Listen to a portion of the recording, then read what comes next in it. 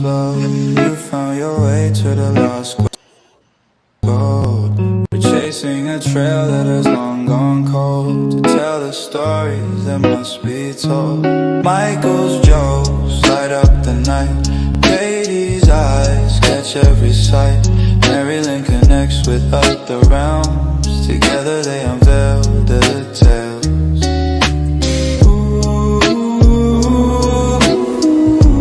Paranormal cryptids, aliens too. Exploring mysteries old and new. Ghost legend, these unknown. And MaryLynn, not alone. Laughs and chills, truth and fun. Their journey's just begun. Step into the shadows, step into the night.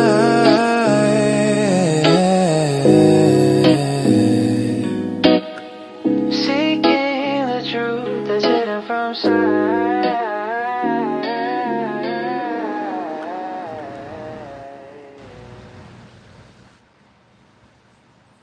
It's showing that we're live. But nothing went through, right? I had to, for some reason, all of the Facebook stuff was off. Okay, so I just tried putting it back on, so we're going to see if it reloads. okay. Sorry, Russell. This is sometimes we just start talking. Even when we're live, we just start rattling shit off. Bam. All right. Yeah. Now There we're it is. good. All right. We're good. All right. There we are. Sharing is caring, everyone. Yes, sir. So we're going to share to anyone that's joining on. We say hello to you. We've been gone for a couple of weeks, and we'll talk about that. Yes, we will. In the meantime, why don't we talk about our special guest? A special guest. So Russell Reynolds is our special guest this evening, everybody. He is a paranormal researcher. He's based in Missouri right now. He's originally from New York, which I just found out, and he is the founder of Beyond Life Paranormal Research. Everybody, please welcome Mr. Russell Reynolds to the show. Hi, Russell. Hi, Russell. Thanks for having me. You're welcome.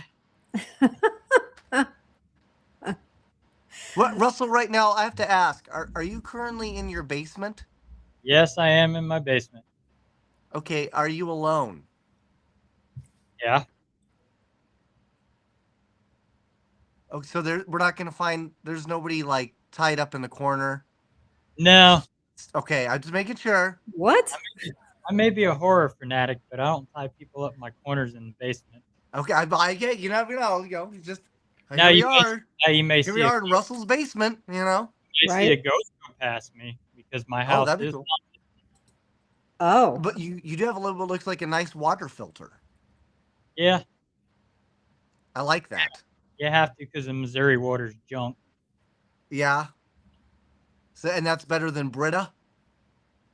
Yeah, that's a charcoal filter. Wow. I don't even know what that means. It means it filters the water a lot better than Brita. I'm sold. Who would have thought we'd start the podcast talking about water purification? Who would have thought? And people locked up in basements. And being locked up in basements, right. Yeah. Right. But you never, that's the thing. You never know, folks. You never know where the story's going to go. That's what's so fun about it. And guys, I don't see any comments, and it says you can't post messages to some channels. And I'm not seeing, and I see four people watching, but I don't think they can post. Yeah. It says can't post messages to some channels, learn more. So if I click on that, read reply. Let me try that. Comment. It says can't post messages. I can see. I was able to. Oh, you're right. No, see, there it goes.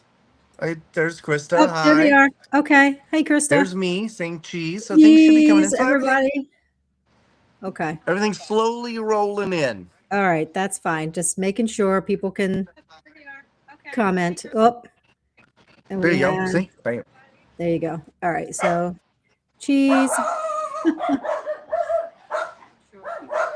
As you can tell, Mike is not in his basement. Nope. No, my dog's going nuts.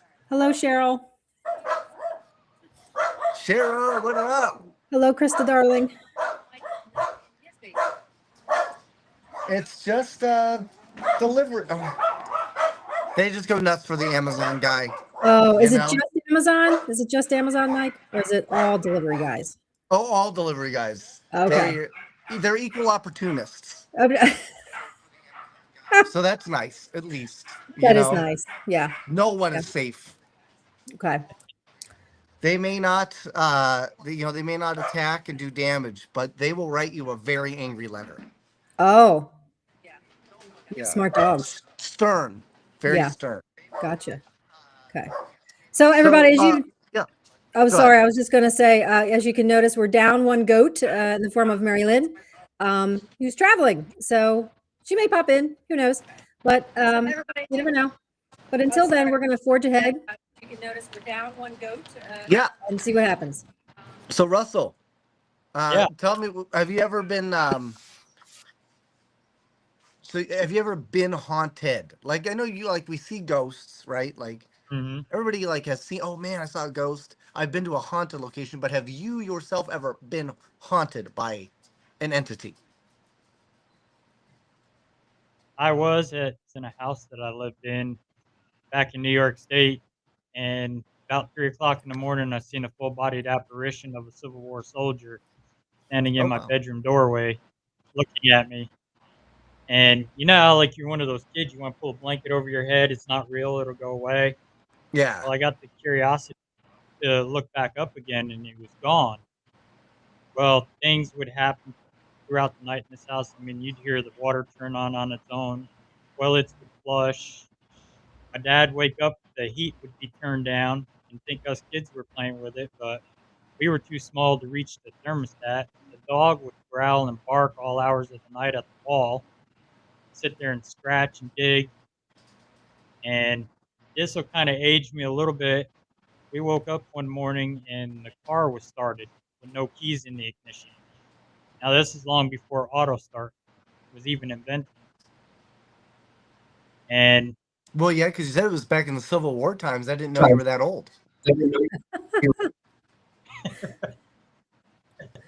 but my dad wanted to open up that wall that the dog was digging on. He wanted to open the attic. The attic had been nailed shut, but they were renting it with the option to buy, so he didn't want to do any damages to the house. And I mean, power would go out, you light a candle, and you'd see a breeze blow right through the candle and blow the candle out. And my mom's stuff would move around the house, and I remember them telling me a story. I had gone to school. My sister went to nursery school, and my dad was off that day from work. My mom had did my laundry and folded my laundry up on my bed. My dad walked past my room. My laundry scattered everywhere around the room. Dresser drawers were open. Dressers were tipped over. Wow. And my mom had enough. She's like, we need to get out of this house. And we stayed for probably about a couple more weeks. And then we went to my grandmother's house for dinner. And my dad come home from work. He calls up my grandmother's house from my mom, said, did you leave the water running upstairs in the bathroom in the tub? My mom says, no, why? He says, I just come home and the upstairs bathroom is flooded and there's a lamp sitting on the floor turned on. That's So pretty crazy. my grandfather came to the house and I went with him. My mom, sister stayed with my grandmother. Sure enough, the bathroom was flooded upstairs and that was it. That was enough. We moved out. Other people would move in. They would stay maybe about a week and leave. And then the house sat abandoned for quite a few years. And then when I turned about 13, a couple from New York City bought it and they started remodeling the house and they opened that wall in the attic. They found Civil War guns, money, uniforms, mats, hospital equipment. Wow. That's So crazy. that's when I started investigating the paranormal at 13 and I started doing some history research on it. come to find out, it used to be a Civil War base and hospital back in the day. And back in the Civil War, they used to take over farmhouses and make field Yes. hospitals out of them. So there was Correct. nothing Yeah. new. And being that town was so close to Pennsylvania, they would migrate up into there as well before they would march down to Gettysburg. So, Enjoy some Quaker oats. right. Yeah. And the other house that I lived in wasn't haunted, but my neighbors was haunted. I used to go up there and stay with the neighbors' kids. I mean, my dad used to deer hunt there, and I would stay there with him once in a while. And we see a little boy sitting there in the middle of the night throwing a What up, ball. John? Hi, John. And can never explain it. And I talked to a lady that used to own the house. Well, there was a man that lived there back in the 1800s that was a farmer, and his son came down with sickness and passed away. Well, the old man, he couldn't take it anymore, and he went and offered himself to the barn. And they both haunt the place. Talk about a barn buster. Yeah, right. He hung himself from one of them beams, and that was it. And So, do you think, like, as time progresses, we're in a new age. Like when somebody like Sean Combs, when he dies, do you think he's gonna go around? Do you think there'll be like a whole new like thing like ghost diddling? Like I was diddled by a ghost of Sean know. Diddy Combs. I don't know, You know? maybe, but it's hard to say. Yeah, I'm hoping that doesn't come to pass. You know? Me neither. Yeah. Yeah. That would be bad. You know, speaking of which, I found out. I don't know if you how much you look into like the supernatural stuff, but vampires, right? Like Mhm. American vampires, like you see the ones like in New Orleans, whatever. You know, they suck your blood or whatever. But in Japan, the derivation of vampire there is they actually suck your soul out through your butthole. That sounds like I'm making a joke, but I'm not. That is the truth. So Yeah, I mean, I paused for a second, like, is he joking? Is he being serious? but I Right? mean, it just goes to show you, you know, that you never Right. know what's going to happen. We always like, we always like try to, even though it's something that we don't know, the paranormal is unknown. We still try to find ways to put it into a box, not realizing that there's Yep. a whole nother culture that's created their own box with their own set of rules and their own set of ideologies Mhm. that may not even be in connection with ours, but that doesn't make it any less relevant to them. You know what I mean? Right. That's I it's agree. the same thing I with like mean, you were talking about with the Civil War. It turns out, hey, they were doing their own thing there, and you didn't even know. yep. We didn't know it at all, and probably that Civil War soldier was looking at me like, "What's this kid doing in our hospital, in our base?" Yeah, he probably thought you were. You probably thought you were like a Confederate spy. Maybe. You know, Mhm. they're watching you. I did see a Confederate soldier down in Gettysburg when I was out there at Gettysburg, off a Little Round Top. There's that rock formation that's down at the bottom of the hill. I stepped by the statue of General Warren that's up on the rock up there. I look down over the hill, and there's this figure taking me around the rock in a gray uniform. That's pretty cool. And he must have thought I was the enemy or something, because he quick ducked back behind them rocks or something. That's true. It makes you wonder, because obviously Civil War has a lot of impact, especially in that region. But if you were to be going around, say, parts of France, Germany, would you see more Yeah, World War I, World War II, era ghosts going around doing their thing? And I wonder what that would be like, because that's not something that we have ever really experienced. But yeah, Yeah. it would be cool to kind of see what that feels like, if it just has a different. I mean, because that had to have been terrifying back in the day. Yeah. oh yeah. I mean, my grandfather's both fought in World War II. The one fought in the Battle of Belgium over there, and Well, I tell him remember thank you for the my dad. chocolate. I remember as a kid, he's got a big long scar down the side of his face from Oh, shrapnel. dang. Hi, Denise. Denise. Hey, Denise. And I remember my dad telling me stories about it. He would tell my dad stories over there about the stuff that they go through. And I've talked to several military guys, even from Afghanistan and Iraq, and some of the paranormal stuff that they experience over there.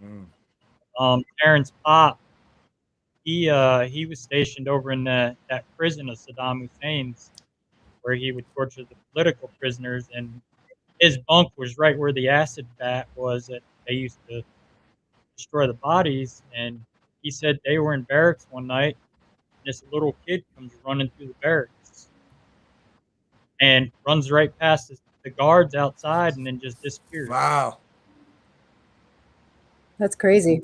And they would see all sorts of things out I remember, Mike, do you remember when we had Brian Murray on and he told us a story about, I forget where he was, but he was, a former Marine Yeah. and he was visiting some military base and he would do his night watch, night duty. And there was this, what he thought was this intelligent spirit who probably in life did the same job he did and was just kind and of by making night the duty, rounds. he means doing like the rounds, not Yeah. pooping. Right. Not pooping. Yes. Right. Yeah. So that kind of a residual energy. Yeah. Mm-hmm. So that's Which is interesting.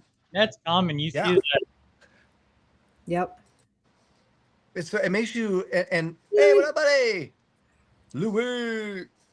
Because like especially if you go to like the whole Europe area, like right now we have with the people that were left from World War II, whatever. There are people that are familiar, intimately familiar with that. Even historians are still more intimately familiar with World War II and World War One. But you have to figure all of Europe was pretty much just nothing but war-torn turmoil for the last 2,000, 3,000 years. Right? It's literally been Right. one battle after another battle after another battle. So I mean, there could be so many different, I guess, styles of ghosts, I guess, or entities that you could run across there, from Roman to Saxon to barbaric, to Nordic, Viking, Right. to World War One, World War II, and then in the Napoleonic era. Hi, Ron. What up, buddy? Right. I mean, you're talking about there's so many different styles, and then you're like, wow, we talk about how we can live these extra lives, right? We continue to live lives, and then you see these ghosts that maybe are from the Civil War. Mm-hmm. I mean, has that guy like literally not moved on for like the last 200 years ish? Right. Or is it where some people are just, when they leave that imprint, it's just kind of stuck based on how traumatic the imprint is. Right. And you got to figure a lot of them are buried in unmarked graves out there. So they're not at rest because they're not with their families. They're trapped out there. I mean, my third great grandfather is buried on the battlefield in Gettysburg in an unmarked grave somewhere, and nobody knows the location of it. Wow. So, and that's another interesting thing too, because we talk about unmarked graves, and to us, that's like, ooh, it's an unmarked grave. That's obviously not a good thing. But then if you go to like, you go more into the, the Renaissance, the Dark Ages, the Middle Ages, even the Vikings, but they just set you on fire. You didn't even have a grave, right? Right. So I mean, how is that? I mean, does having the unmarked grave, does that really mess with that tone, or is it just how they were buried, or like how does that stay? How is that relevant? Yeah, that's a good point, because if you think about these older civilizations, you're right. Like they would put them on like a funeral pyre and just burn them out at sea, or dump them in the Ganges River in India. So they're used to unnatural types of burials and deaths, and they're okay. Yeah, So, I mean, you could say that, I guess that alone would be, if you are taking the time to burn them, then you are taking the time to recognize them, even if you did not know who they were. Hi, Alicia. But they were just a dead body that was a soldier, and you just honor that soldier, and so you burn the body, and that is a form of recognition versus an unmarked grave. Maybe they just look at that as you're just being like uh, collateral, so it's Mm, not the same. Maybe it just doesn't right, have that same feeling. Right. right. And most of them died suddenly because most of them were shot during the war, That's so good, Denise. they had to get rid of the bodies somehow, and because I mean, with them all piling up, and so back then that was easy just to dig a hole and bury them. Yeah, Right. I mean, look at some of your Native Americans; they buried them above ground up on like tripods and stuff. yeah, Yeah. But suddenly, with more common deaths like Civil War and all that, if they're not given a proper burial, and marked and identified, they're restless.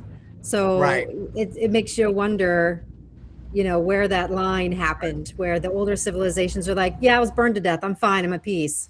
But this newer generation of ghosts were like, screw that. I'm buried in some shallow grave somewhere. Really? So I don't know. Yeah, and witches, they were set on fire. They were burned at stake. Not all, but Yeah. especially in Europe, that was a big thing. But I guess then if they were witches, they had the ability to do magical hoodoo poo poo juju. Voodoo poo poo. We had MaryLynn for a second. She dropped Yeah, off. and then she was there for a minute, and then she was Yep. gone. Come back. Come back. I just wonder where spirits are supposed to move on to. Maybe they are exactly where they want to be.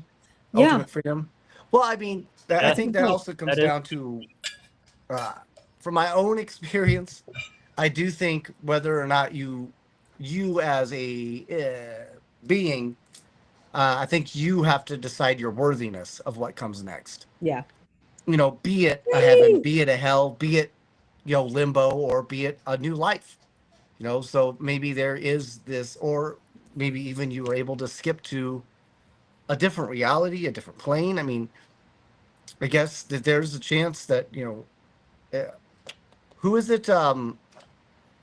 Is it Samson, who had incredible strength, and then when he cut his hair, he lost his strength, right? So basically, meaning that it's all relying upon you. You are the purveyor of your own power. So it could be that you just have to realize and decide that you are in fact worthy of whatever's supposed to come next. And if you're not, Right, there's nobody that's going to be able to tell you otherwise over the power of yourself, right? Over the power of your own being. Yeah. right. You know what I mean? Katie, she stole Oreo cookies from a Smith's. She's going to hell, Oh, absolutely. Yeah. you know? I stole more than just Oreos, but we won't go there. No. What up, patty cake? What's up, Patrick? Right. Right. Russell, he's currently in his basement making skin suits for all we know. No, I'm not the Leatherface. That's good. That's good. Yeah. I'm not Ed Gein. Yeah. Right. See, and that's the one right there. Like Ed Gein was one of those people who, yeah, when you talk to him and you look at some of the records, he didn't even Mhm. realize, because he was like, he just had these moments where he just was gone, and then he came back and he didn't even realize he did these things, right? Yep. Yep. So like, how does that come into play? Is that like maybe a possession, or is that a different spirit trying to live the same body, same body, two lives?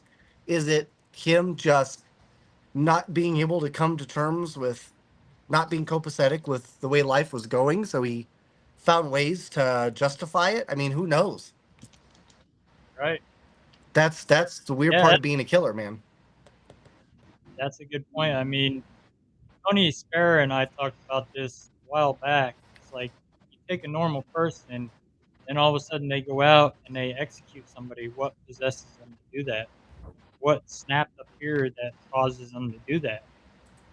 When they were just a normal human being, had a normal life, normal family, and all of a sudden they just snap one day and that's it. Yeah, Right. that's true. Yeah, they just go boop. MaryLynn, are you in this time? Yay. I think she's still. I think she's still trying to get in here. Is she still She trying can't. to? Yeah, I don't think she can hear. Can you hear us, MaryLynn? No. Oh, Yeah, I don't think she can hear. I don't think she can hear us. no. She might be on her phone, maybe. Could be.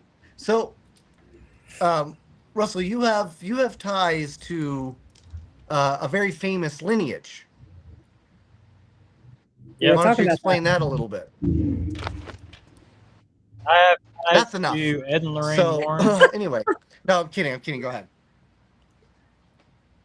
I've got ties to Keith and Carl Johnson as well, the first guys that were in the actual Conjuring House investigation. I have ties to them through my lineage with Lizzie Borden. Wow. And then with the Warrens, my lineage goes through my Reynolds line in Connecticut and Virginia, ties into the Miney family by marriage. Oh wow. And then the Stein, my Virginia line also ties into the Moran side of the family. And my mom's side of the family ties into the Morans as well through my great grandmother So yeah, it on Lorraine's side. runs in the family type deal. Yeah, oh yeah. So that's a And great question too. Do you think ghost hunting being sensitive? Do you think it's hereditary, or like does your physical body have something to do with that, or what do you think? I think it's a calling, especially for like me. I had passed away at 12 years old from a seizure Mm. and woke up to my mom giving me CPR. Hi, Alicia. And What up? But so since then, I was able to become sensitive, see things, and hear things that I never did before. So I believe for me, it was a calling to do this kind of work. And I didn't know back then I had the family ties to any of them. I didn't know anything about the Warrens. I Big mean, I Diesel. studied them. I've heard of them. When I started in my paranormal journey, I started studying them and reading their stuff and learning everything I could. But I never did know I was related to them at all until it's probably about 6 or 7 years ago now is when I found out doing genealogy, and I found a cousin in Florida, and we worked together on the genealogy, and she's also related to the Warrens as well, and Zaffis, and that ties me into with John Zaffis as well, being related to him. Wow. and here backstage, we were talking about your lineage was connected to the founders of Rhode Island. That's what I thought we were going to launch into. And here you are talking about the Warrens and Zaffis. So that's cool. Yeah, my Reynolds side is the first colonial settlers in Rhode Island, the New England area. Them, the Kenyans, which is also my line. The Greens are also my family lineage.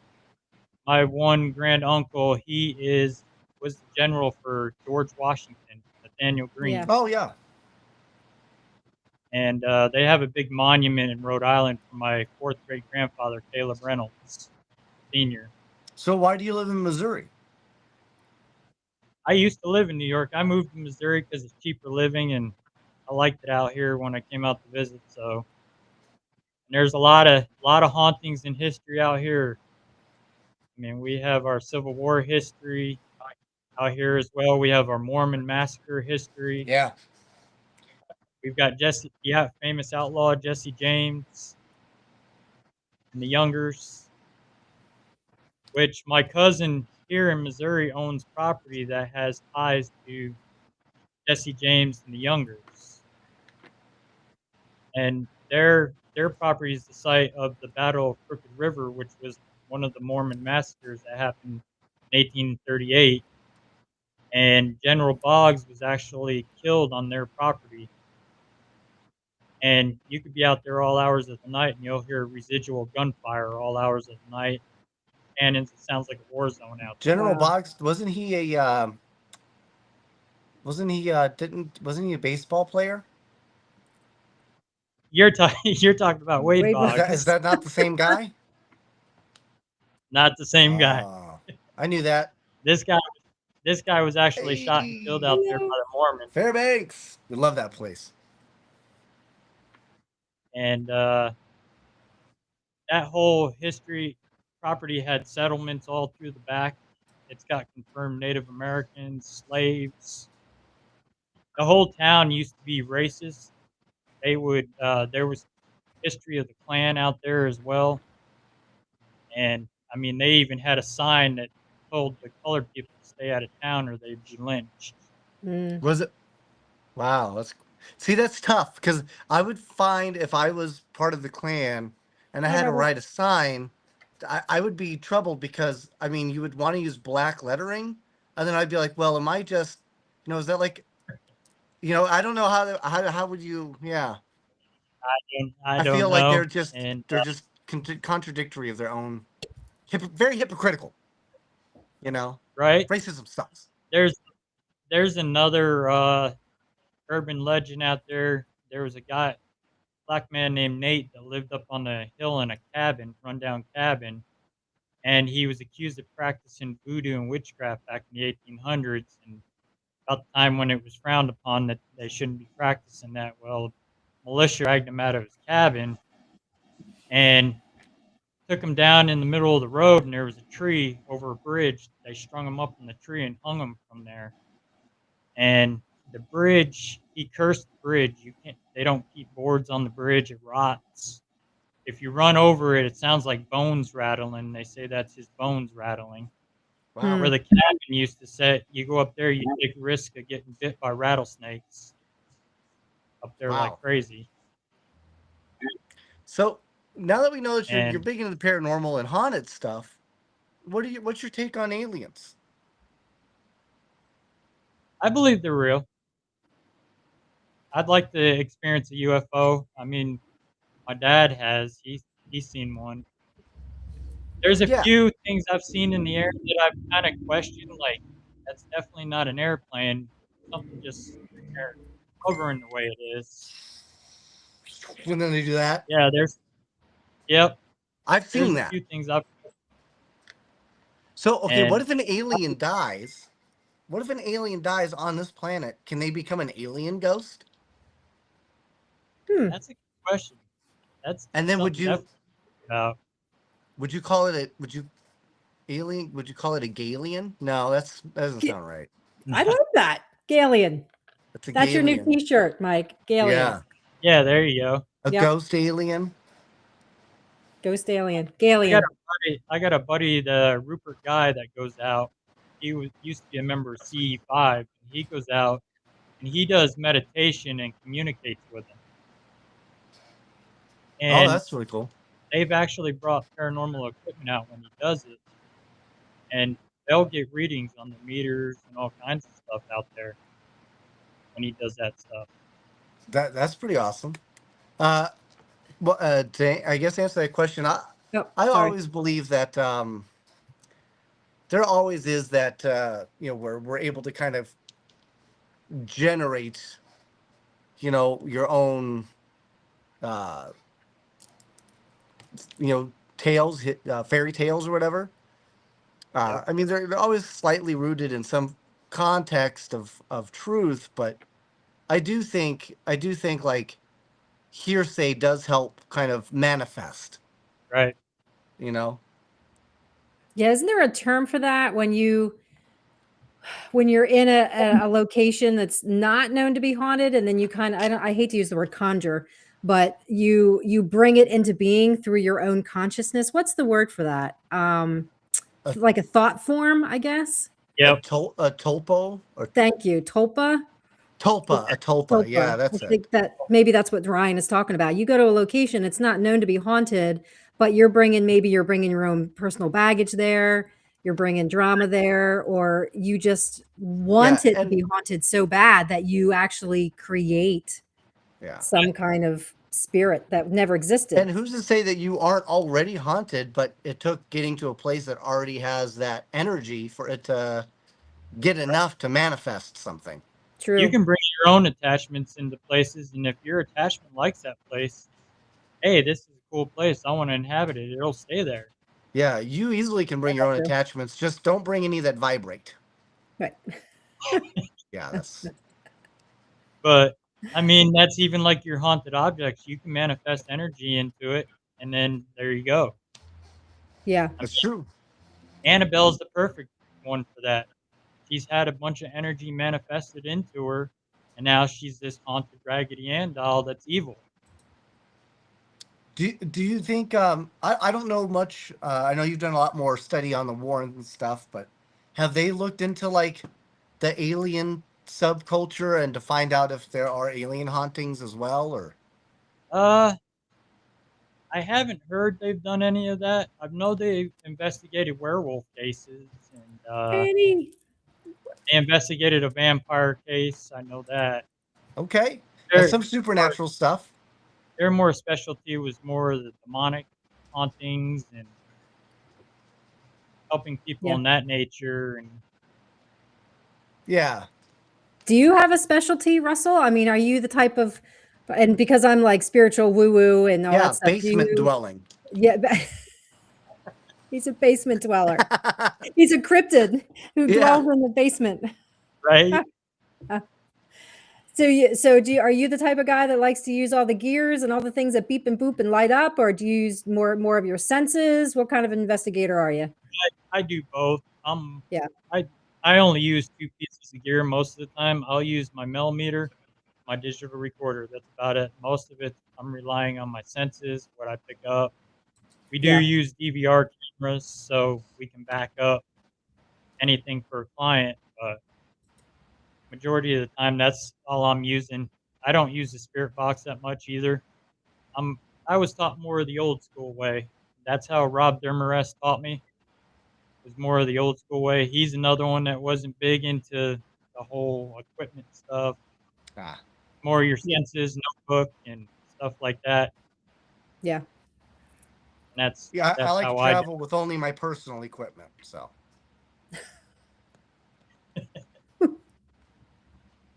Where most of my team, they're more into the equipment, the Oh, gadgets, stuff like Egregore, that. collective group think. There you go. Yeah. Thank you. She's trying to join us, by the way. What up, MaryLynn. Greg? Hey, Greg.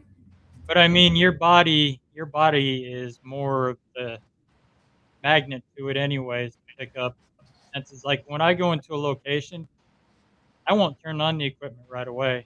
I'll sit quiet in the dark and just listen. Just listen to the atmosphere, get the feeling of the atmosphere around me in the room and what's going I'll be on. asleep in 5 seconds. I'm not going to say I haven't done that, but it happens. I mean, if you're in a location, I mean, you guys know as well as I do, there's a lot of times we go out, we will not experience nothing. that's Location true. will be quiet and there'll be nothing going on, and then you end up falling asleep. If I'm falling asleep, then you know there's nothing going on in that location. Right. Yeah. For sure. And then there's other times you go out and it's just like activity right off the bat, right away. Yeah. But That's one of the thrills of it, though, isn't it, Russell? Like you don't know what you're No. going to encounter. You know, you may have expectations from other people, you know, which I try not to. When people say, "Oh, that place is so crazy haunted, you're gonna love it," and I'm like, "Yeah, that's great," but Right. I'll experience it for myself and see. You know. Well, that's like the good thing about Missouri State Penitentiary. It's always something different every time you go there. You Yeah. never experience the same. Oh, you look like you've spent a lot of time in prisons. Tell us about that. And basements, prisons and basements. Our friend Russell. We're just joking with you. Missouri State, that's definitely an awesome place. I've been there 3 times, and each time it's always something different for me. The first time we went out, went out with a group from St. Louis that invited us, and that night, my my dad told this girl, we were at dinner with this group, and he told this girl she was touched that night. And we were down in the dungeon down there in Cell House 4 investigating. The rest of my team set up gear, and I had my camera rolling, my digital recorder, and we hear this woman yell hello through the cell block. Now, Missouri State never housed any women down in the dungeon down there. They only housed the firebug for 18 years down there. A firebug? Yeah, that was his nickname, the firebug. He had set the prison on fire during the riot, so they put him down in the dungeon for 18 years with no light. He ended up going blind. Oh, Oh, that's Yeah. from too much masturbation. masturbation. was- in the dark. His name was JB, and they would bring him out once a day into the hallway. That's the only place with light. They would let him shower once a week, and then they'd shove him right back in that dark cell again. Wow. And he's very hard to communicate with down there. He does not like to communicate with people that come down there. But we heard this woman yell hello down there, and I sent two to go check upstairs to see if anybody was yelling hello, see if anybody was in there, because they didn't want to interrupt. They went upstairs to the cell block. Nobody was up there. Wow. So that was something we could not explain. So once we got done there, we went back up into the cell block, and that girl that my dad said was going to get touched, she was watching something in the upper cells because they're known for shadows going in and out of cells up there Hey, Chris. on the catwalks. So I And saw this it. is the Missouri? Yeah, right? Missouri State. Missouri. Penitentiary. Yeah. Nice. And they still do Yeah. investigations and stuff. That's Yep. cool. See, that's so funny. There's so much on the because obviously I live on the West Coast, so Yeah, oh yeah. so much stuff I haven't seen yet. And so I went up there to check it out, and I started pacing the catwalk like a guard. And I got on the other side behind him, right above him, and I hear her go, "God damn it, something grabbed my leg." And I told her, I said, "Don't get offended by this, but you are in a cell house that housed black men." She was a black girl, and I said, to them, they haven't seen women in years, so to them, you're good looking. Yeah, I mean, yeah, right. So Right. they're gonna come after you because they haven't seen a woman like you in years. So they That's weren't true. allowed. They're gonna cat call and all that stuff. And I walked out of there, and I got looking at my arm, and on the inside of my arm, it looked like someone had taken a cigarette, burnt the inside of my arm. Wow. Well, I Wow. mean, you got fair skin, slightly thin. You might have been good looking to them too. You don't know. Yeah, I don't know. I mean, that place was known for its violence and its rape. I mean, guards and inmates died in there. A lot of them, they were stabbed to death.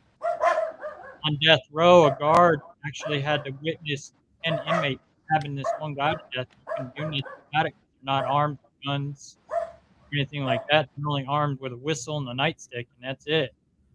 And this inmate got stabbed right in front of this guard, and he could do nothing about it. And then the second time we went out there, the Devils on the Run tour was out there. Nesper was out there with the Warren's Occult Museum. That night was a little bit interesting with those items being housed in the house forward. We went down in the dungeon with the late Dan Rivera and some of the Get Haunted guys, and we were doing an Estes down there. And we were getting cell number 20. We were getting the items upstairs were coming through. And because I kept calling Dan's name several times, and that was the shadow doll doing that. And so after they got everything packed up, we went out on free roam that night. We went back down to the dungeon and tried to recreate the Estes method down there. And we were using our senses instead of a spirit box. We put the noise canceling headphones on, and we would use what our sixth sense was picking up, what was coming to our minds what the spirit was trying to tell us. And that's when I tapped into JB, and then I was picking up Cell 20, and I got talking to Wade Kirby from Nestor, and he said, yeah, the spirit of the man in Cell 20 was mad because we housed all our stuff in there for the museum in his cell, and he was not happy about it. Ah. And he went So down to what? the dungeon to get away from everybody. So what are your? When you go, do you drink? No, I don't drink. Do you don't drink at all? Cheers, Nope. spirits with spirits. Cheers, bears with birds. No, I don't drink at all. Woohoo! But they say when you do that, it enhances your senses even more into the. That's right. Yeah, sometimes. Yeah. There's a lot of But places I goose need to doesn't get. need to be the only thing loose. What? You know, loose as a goose. Loose. Oh, loose as a goose. Yeah. Okay. But they do say it can really help Yeah. kind of open Yeah. up your experiences, especially if you've got like anxiety, like myself. It can just kind of center you in a little bit, make you a little more open. So I was just curious if you know you've thought about doing something like that. No, I don't. I don't drink. I have enough of my own with my abilities that if I open myself up, I get things coming to me like crazy that want to talk to me. Yeah, And but Yeah. especially So, me being a team lead, I'm more worried about protecting my team, making sure everybody's safe and stuff like that. well, they would be a lot safer if they were drunk, you know, because they'd be loose. Uh, I don't know. I mean, I had one girl Yeah. actually join the team, go out on her first investigation, and when she seen the video of herself sitting there digging her own face open and not even know she's doing it, that was it for her. Yeah. oh, she And was. to be fair, I would say there's been two instances where I've been like with groups, you know, like for like group investigations, Mhm. and somebody got way too smashed and like fell down the stairs. Yeah, I I've seen mean, it happen. So I mean, there's know your that limits, too. folks. Yeah, Yeah. there's that. Yeah. See, I run events, and if someone shows up to one of my events and you're drunk, no, you're going to get turned away every single time. Now, if you get, if I'm serving drinks, because there have been events where I'm serving drinks, that's a little bit different story. But I mean, I'm not still not going to allow you to get Okay, hold on now, shit faced. because Katie and I, here we are having this great time. We're at this event, and we're doing this group investigation. We start throwing back some fireballs and some peanut butter whiskeys, Yeah. and then she's like, "I got a great idea." So we follow her. We do this investigation. We probably spent 2 hours in a Wendy's bathroom. Didn't even realize that's where we were. Okay, so yeah, so True she gets thrown story. back with the best of us. But were we in the men's room or the ladies' room? Nobody knows. Nobody That's the knows. Yeah. Nobody knows. Nobody knows. That's Yeah. the mystery, folks. Mm-hmm. That's Especially the like mystery. me, I do a lot of residential investigations, so I'm going into Like, people's do they know houses. you're in there? Yeah, they're not drunk. Okay, whew. I'll say because That's a that's good just called B&E. That's a good point, though. Like, if you have a spirit that was an alcoholic in life and now he's a ghost, is he going to be a drunk ghost? Well, Does that exist? I oh, don't that's know. true. And you talk about like Civil War veterans. Sometimes like if you put like pipe tobacco out, Yep. or you know what I mean, or drink a stiff drink, they look at that as something to be cherished, right? Mm. Yep. And they go, "Oh man, yeah, that's the good stuff." Like Missouri State, when we first went, we took in some contraband. We brought in some playing cards. Went to an antique store and got an antique liquor flask, and cigarette pack holder, and we brought in some cigarettes, and we were acting like we were playing poker, dealing out cigarettes like they would do in prison. Yeah. Right. You know what's so crazy about that is you realize 80 years from now when, Russell Reynolds the third and, Katie Jr. and Mikey G the 19th or whatever, are all out doing this, and they're talking, and they're like, yeah, you know, we were doing this thing at the prison, and we were making like the old times, and you know, we were throwing out honey buns. You know, Mhm. it's gonna be so different. You know, yeah, we were using ramen noodles and honey buns. Right. Our trigger objects are going to be smash burgers and Yeah, Yeah. right. it's Yeah. crazy. Yeah, when you really think about it, Bluetooth. it's so interesting to see, to know now that times will in fact change, and they're going to be, what we're talking about now will be completely irrelevant Yep. in Mhm. 40 years. It's just, it's nuts. It's pretty wild when you think of it that way. Yeah. Right. Exactly. Yeah. I mean, these kids that are doing this now, they're our future. They're keep this going. Yeah, So right. Yeah. And you know, it makes you wonder if that is the reason why, like, Russell, you're a great example of this. Someone who is passionate about the paranormal, but he's taken the time to learn as much about the history of yep. your own lineage and of the locations you go to, because Mhm. that history is going to be important, Yep. right? Especially 40 years from now, as things change, you really hope that I guess that passing on of just generational history continues, right? Yep.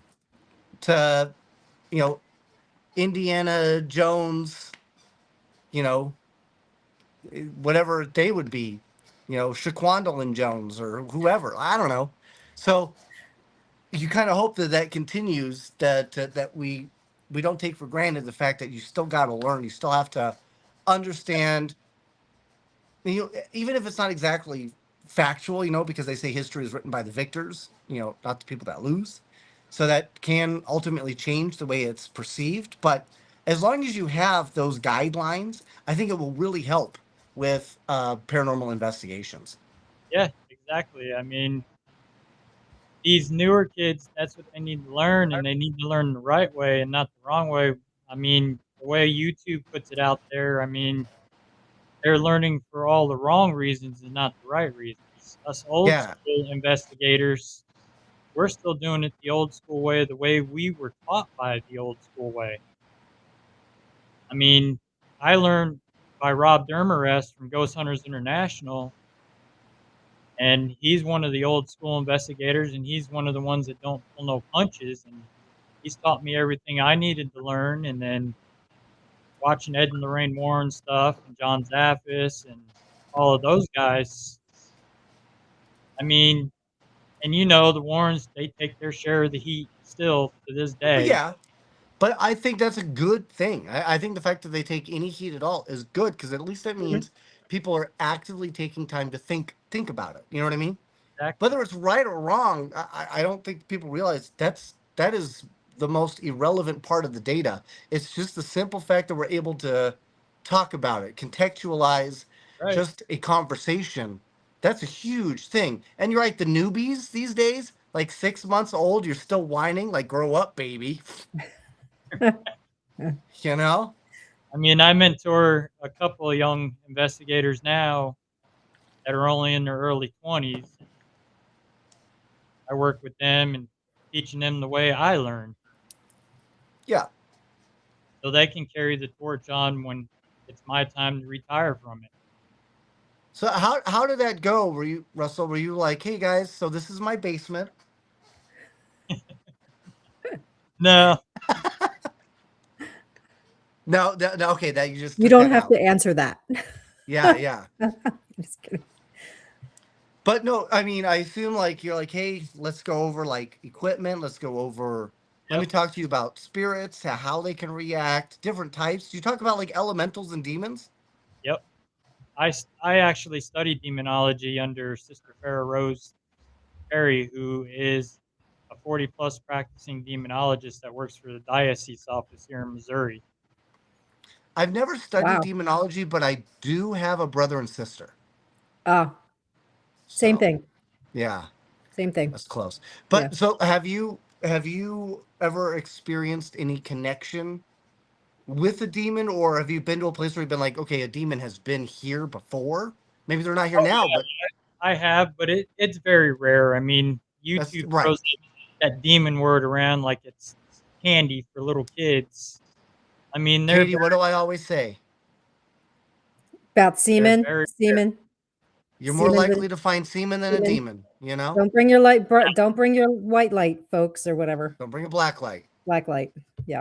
I mean, they're real, but they're rare. You'll experience one, maybe one out of 100 cases you do, and it's all because they lie in wait. They know everything about you because they were never living. They never once walked this earth as human form. So they know everything about you. They know your life history. They know your past. They know what kind of car you drive, your birthday. So what So they're that's interesting. So do you think that's something where like demons already have, you ever heard of the Akashic records? Yep. Mhm. So it's almost like they can like just, they can read you like you're like a receipt, Yep. right? Have you had, so you've had like, maybe you haven't seen one, but you've had like run-ins? I've had run-ins. My first case was here in Missouri was a demonic case where the So can lady, you explain like how the feeling was different? Like the overall it's difference? it's more heaviness, the pressure on your chest. It feels like you're being dragged down, like you're walking through thick mud where you can't move. And you feel that pressure in your chest. For me, it feels like someone took their fist and drove it between my eye sockets. Wow. And you feel heat with them, not just cold.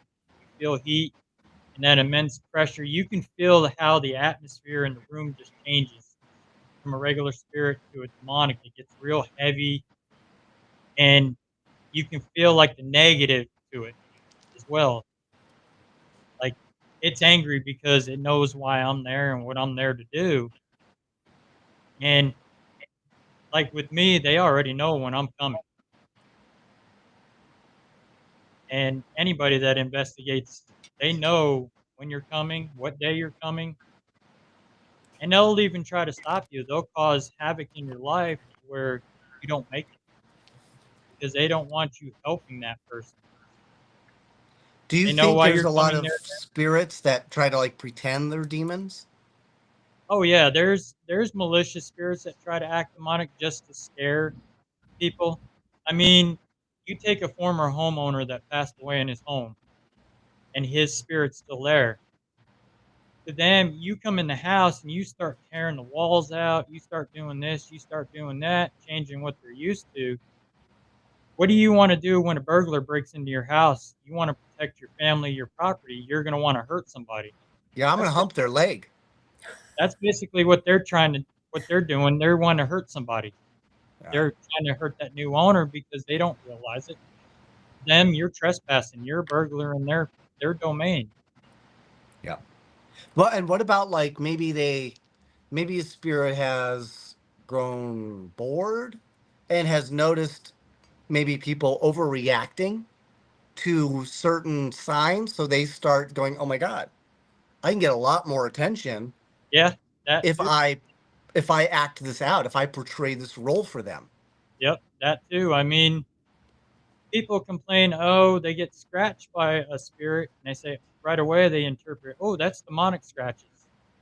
Right. No, it's just diabetes. A lot of them, sometimes that's the only way they can communicate with you is just scratch you, just say, Steer hey, right I'm here. the And if you've ever seen demonic scratches, they're not like fingernail scratches. They're like razor blades.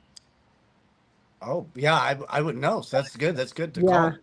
Right there, I've got a demonic scratch scar from a case I did in Oklahoma. Wow. I thought maybe you sneezed while cutting cocaine. No, So, okay, well unfortunately that's not. good. Good to know. So he doesn't drink, but he does coke Yeah, right. Yeah. in his In his basement. basement. Yeah. Yeah, right in my basement. We've created this whole backstory for you, We Russell. found you out, buddy. I know, right? Little did you You've been know. revealed. Don't worry, I'll We're get you just to Rock Island. yes. Oh my gosh, Right. that's gonna be great. Yep. Yeah, we're gonna have a lot of fun out there. I think So I'm speak, I think I'm the I think I'm the master of ceremonies for Rock Island. are you? I think Yeah, Yeah, I think you are. I I think think I saw so. So you. I didn't upload that one. I we uploaded a are bunch going of to have a pictures, lot but of fun. yeah. And Candy's got me going live from there. I guess I'm going to be doing my podcast from there. Hey, that's great. Yeah. So So speaking of which, Russell, where are you where are you other than Rock Island, where can people see you? Where can uh, they find you? All that good you, stuff. you can find me on Facebook at Beyond Life Paranormal Research Missouri, Cold Spotters, Missouri. Okay. You can find me on YouTube, Beyond Life Paranormal Research. Find me on Instagram, BLPRMO. You can also find me on TikTok at Beyond Life Paranormal Research Missouri. Um, some of the events I'm going to be at August 8th, I'll be in Caney, Kansas at Bordertown Paracon. I am one of the presenters this year along with my dad. We're going to be talking about demonology and residential hauntings. And Nice. then the weekend after that, we are headlining Crypticon KC.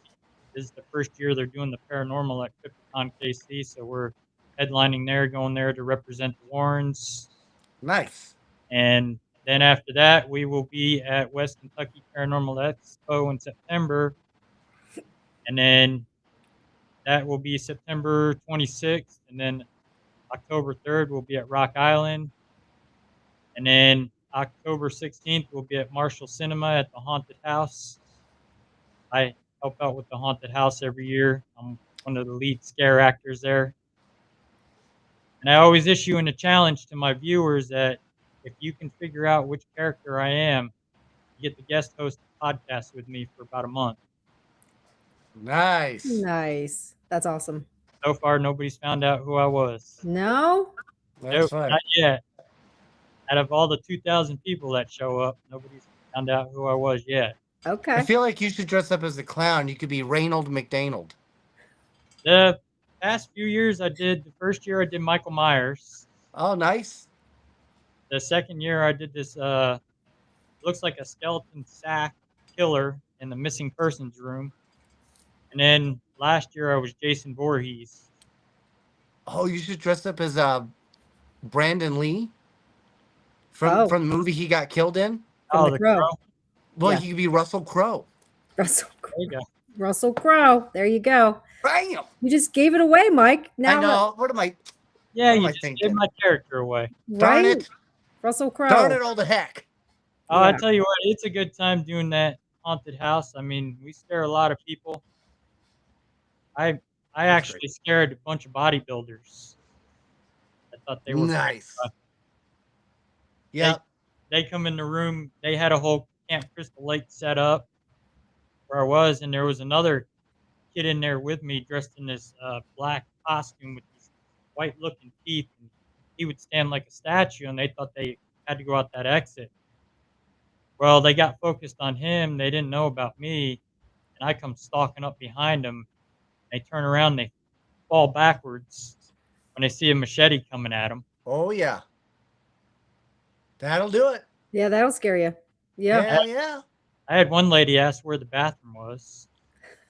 And then shit on the floor. Get in her pants. Oh no. Oh, wow. That's Oh, a badge yeah. of honor, Russell. You made a lady shit her pants. Talk Yep. about It's I'm always fortunate. 43. Proud I've moment. never shit my pants. I have pooped the bed on accident. Oh. I gambled and lost on a fart. I had food poisoning. Okay. But well, I'm fortunate. I've never That's- actually pooped my pants. That's understandable. The first year when I did Michael, they had me go outside and work the line, and the paper got a picture of Michael Myers walking the streets of Marshall, Missouri, with a butcher knife. Oh, that's funny. Well, That's these group of kids, when I come out the exit, the one staff was walking with me, and there's these group of kids walking. It's like, you got to scare those kids. And I said, watch this. And I walked up beside them, and they were just talking with their friends. They didn't even realize I was there. And the one turned around, and I just turned my head like this and looked at them, and they about jumped into the fire escape.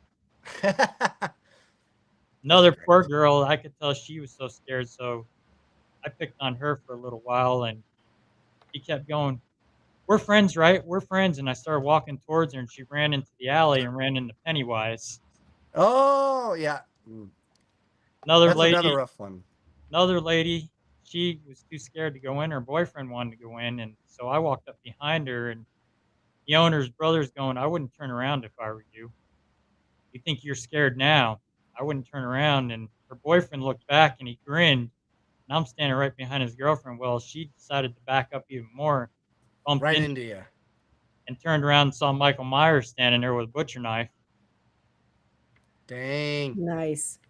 Well, we were talking about backstage, Russell, about how you don't let the grass grow beneath your feet, and you weren't kidding. You are here, there, and everywhere this year. So Yeah, hopefully we can catch you on the road. Hopefully I get to meet you in person. You have the honor of seeing Mike in October at Rock Island. Hopefully I get to see you at some point and meet you in person and shake your hand.